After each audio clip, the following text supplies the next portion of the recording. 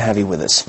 There's about to be a new pair of eyes watching over what internet users in the US are doing online. The country's new cyber czar is supposed to protect the nation's networks from attack, but it'll also give the White House unprecedented surveillance access over the internet. Well, to talk more about what this means for computer users like you and me, I'm joined by investigative journalist and RT contributor Wayne Madsen, and he's recently written about the cyber czar program. Wayne, good to see you there. Tell us more about the Obama administration's choice for the job. Firstly, his name is Tom Davis. Now, he's the man, didn't he back George W. Bush's internet surveillance powers? Well, when Tom Davis was a Republican congressman from the state of Virginia, he was the chairman of the quite powerful House Government Operations Committee. Davis absolutely supported all of George W. Bush's initiatives. He was very tough on national security whistleblowers, including those from the National Security Agency, which is ultimately going to have the power to conduct this type of internet surveillance. Congressman Davis, a Republican, was also very supportive of the Bush administration's desire to classify information in the public domain. So he's not been a very good friend of privacy, and the choice of Davis has really raised some eyebrows among people who thought that Obama meant what he said when he said he was committed to restoring privacy. He said that during the campaign, but his actions actually look like he's taking another direction entirely.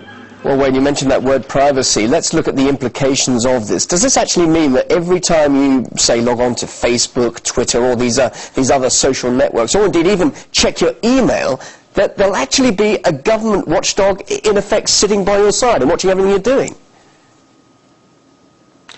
Well, yes, that's the fear, and absolutely we've seen some indications that that is the intention of the Obama administration in conjunction with NSA. I would note that the head of the Homeland Security's National Cybersecurity Center, Rod Beckstrom, resigned in protest a few months back over this plan by the National Security Agency to conduct this unprecedented real-time surveillance over the internet, over search engine use, like the use of Google, for example. It's known that the NSA has deals going on for surveillance with Microsoft, Google, Intel, and a host of other web service and computer vendors. It's a fine line, though, isn't it? You've got to strike a balance between online safety, which is what this is all about, and, of course, the violation of privacy, which is what we're talking about.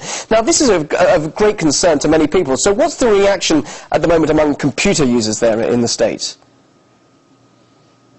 Well, the fear is that what the National Security Agency wants to do is conduct this sort of fishnet type surveillance of the internet, that they won't have any sort of predicate to conduct surveillance, for example, counterterrorism, law enforcement, that they're going to go out there and look for things. We do know that there was a recent report from the New York Times, something that I had reported earlier, about an electronic mail interception program called Pinwheel that was actually monitoring the emails of former President Bill Clinton. So this is the fear that NSA is conducting what you could call a cyber Stasi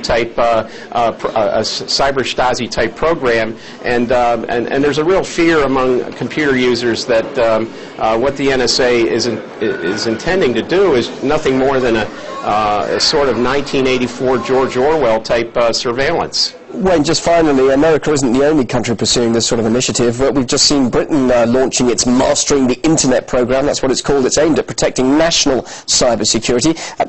What's the difference between the UK's and the Americans' program?